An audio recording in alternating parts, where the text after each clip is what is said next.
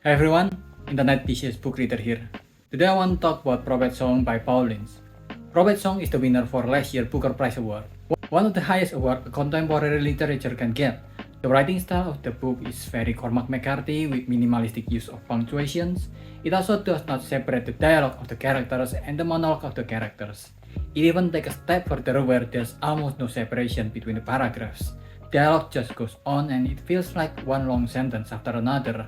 But thankfully, it's really well written and each character voices is really clear, so it's easy to tell everyone apart once you get used to the writing. The story itself opens with two members of the Garda, or the Garda National Service Bureau, the Ireland Police, or more importantly, the Ireland Secret Service that for some reason works against the citizens. They knock on the house of our main character Alice, a mother of four. They are looking for Alice's husband Larry, who works in a teacher union that fights for the rights of teachers in Ireland. But things are changing for the worse with the state, declaring emergency even without any emergency, just so they can use the emergency law. There is a paranoia running on the changing states of Ireland, and you can feel it through the story. There are people wearing the NIP pin representing the National Alliance, that is the current regime. The characters are unsure if they still have the rights they used to have. Unlike other states, like the United one, recording citizen calls are not supposed to be allowed in Ireland, but what if? And what about the car parks suspiciously outside their house? There are rumors about the states, rumors that are only told through whispers because of fear. A friend of them hasn't been heard since they were detained without any proper trial, and there have been no call from them, and there cannot be no call to them since there's no number to contact and no place for visitations. Things are changing for the worse and really fast. If you change the ownership of the institution, then you can change the ownership of the facts. You can alter the structure of belief, what is agreed upon. That is what they are doing, Alice. It is really quite simple. The NAP is trying to change what you and I call reality. They want to muddy it like water. If you say one thing is another thing and you say it enough time, then it must be so. And you keep saying over and over, people accept it as true. This is an old idea, of course. It really is nothing new, but you're watching it happen in your own time and not in a book. But despite all these scary things happening out of their control, Larry and the other workers at the union still goes on with the march to ask for better treatment for teachers. Larry tried to be positive about it, that they are 15,000 strong, that the GNSP is not Stasi, that they still live in a democratic world. He even said that after the march, he'll have a few pints with his colleagues and then pick up their kids from school. But the march did not go well. The state sends the military with guns and fires to break out the march. They're taking their own citizens in broad daylight and everyone can see it broadcasted on the telly. Larry is not coming home. And worse, their paranoia are turning into reality. They can no longer talk openly, that might be deemed as criticism or complaints towards the master. Private phone calls are no longer a safe space. They are taking people off the street, even journalists, and they are out of touch enough to think that because they control the news, social media awareness won't spread the news internationally. Meanwhile, in all of this, Alice is just a wife who just lost her husband and might never know his fate. And she is now suddenly also a single mother who cannot explain to the kids what happens to their father and what is happening to their country. The state is supposed to leave you alone, not enter your house like an ogre, take a father into its face and gobble him. How can I even begin to explain this to the kids that the state they live in has become a monster?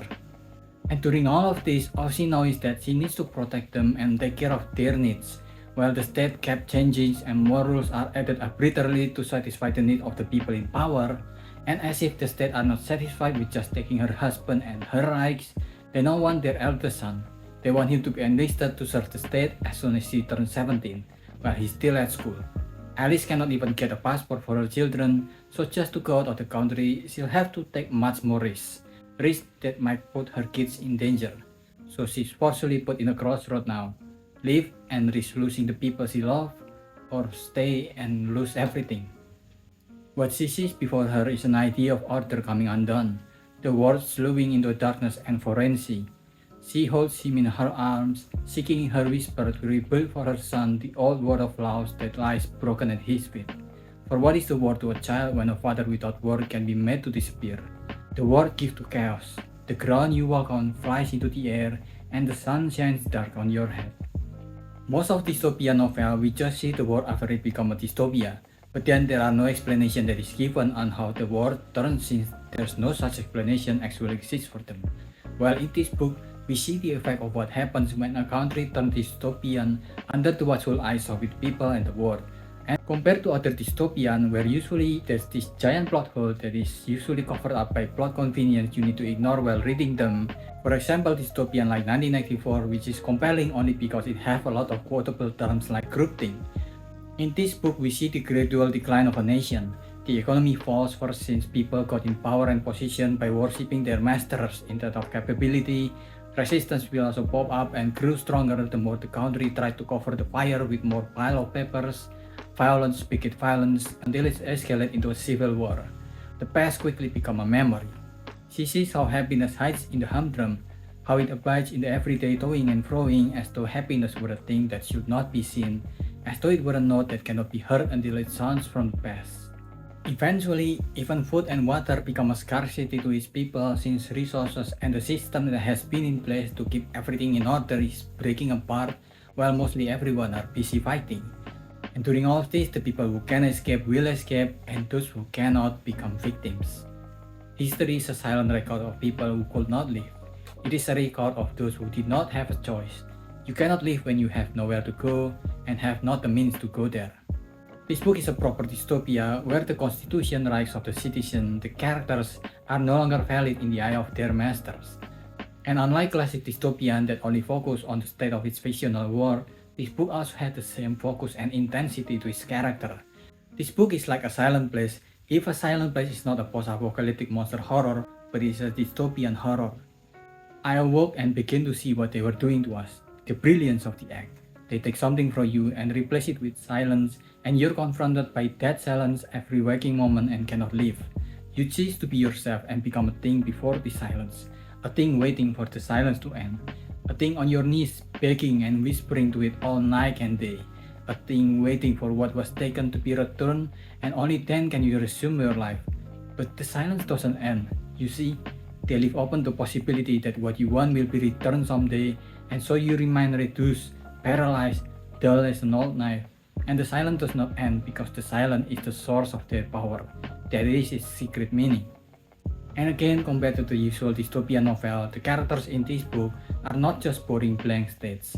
Elise herself is a woman that has lost faith in her own country, a wife that has just lost her husband because he did the right thing, a scientist that needs to keep her job in an environment that is actively growing hostile to her, a daughter whose father memories and identity is slipping away from him and revealing things that's been hidden from her as she grew up in her childhood home, a mother that needs to raise and protect her children. She needs to juggle all this while keeping her sanity intact. When I say that I don't envy her position, it is an understatement. And because of the focus on this family bond, it not only makes you more attached to these characters that is in such a high degree of danger as things get worse for Ireland, but it also grounded the dystopian setting and make them much more real. There's a lot of quotable moments from the book that fuse the core of the family bond and its dystopian horror setting. Your father is with you all the time, she says, even while he's gone. That is the meaning of the dream. Your father came home to remind you that he is always here with you because your father is always alive in your heart. He is here with you now with his arm around you, and he will always be here because the love we are given when we are loved as a child is stored forever inside us. And your father has loved you so very much. His love for you cannot be taken away nor erased. Please don't ask me to explain this. You just need to believe it is true because it is so. It is a law of the human heart. He brings the torch down to her bloody feet and takes a look again into her eyes as though asking himself what does madness look like. It looks like this. Not someone waving their arms and yelling at the gods, but a mother trying to get back home to her children. Let them see what has been done to our home. An ordinary family minding our own business. Isn't it a great advertisement for life now in this country? And through her mistakes, through her strength, through her insecurities and her pain, you'll see this dystopian hell unfold in the world of these characters and the great tragedy that fell to them because of that. And we see that dystopia is but a local event, a small part of history in the long run of the earth, where after it swallows its victim, there will still be children running outside having the time of their lives somewhere else. There is an understanding of this from the story, so the story did not feel like an exaggerated fiction like 1984. The prophet sings not of the end of the world, but of what has been done and what will be done, and what is being done to some but not others. That the world is always ending over and over again in one place but not another, and that the end of the world is always a local event. It comes to your country and visits your town and knocks on the door of your house and becomes to others but some distant warning. A brief report on the news, an echo of events that has passed into folklore. A lot of people like to say history is told by the victor, because the movies make them sound so cool. And while it have a hint of truth to it, when the saying is put in the context of history, this rarely ever lasted.